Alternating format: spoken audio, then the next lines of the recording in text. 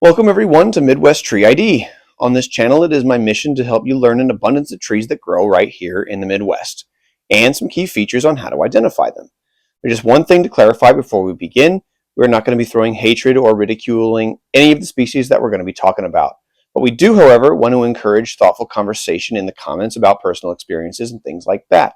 Please try to remember that everything has value and that we are here to enjoy nature and everything it has to offer. So without anything else, let's jump right in.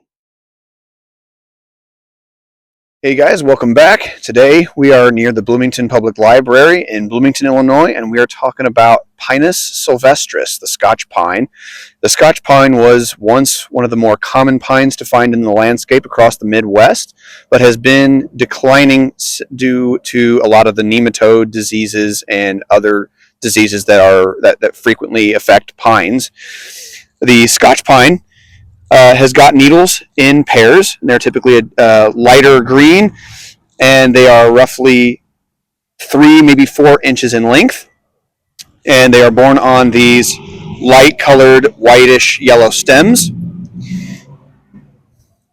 And these cones are rather stiff cones, and they are about an inch, maybe an inch or two long.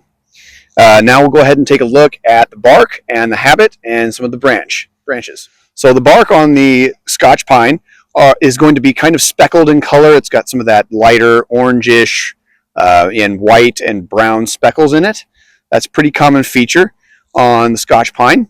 And the branches, as you can kind of see, hopefully you can kind of see, they're pretty orange, pretty much orange all the way out.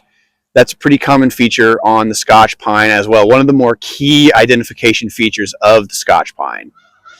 Now the Scotch pine, unlike a lot of our other pines, do not typically maintain that pyramidal shape when they are more mature. They tend to be rather picturesque and kind of flat topped. They typically can range from about 50 feet in height and 15 to 20 feet wide at the base.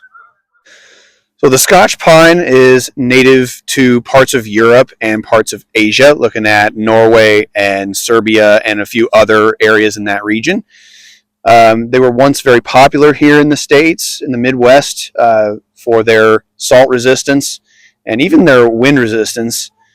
They did pretty well against some of the strong spring and summer winds. They were used frequently as centerpieces in landscapes or groupings like what we're talking, like where we're at right now, and even a little bit of like privacy screens that a lot of our evergreens are typically used for here in the Midwest. That's pretty much going to do it for us today with the Scotch pine. Thanks for joining me, and we will see you guys next time.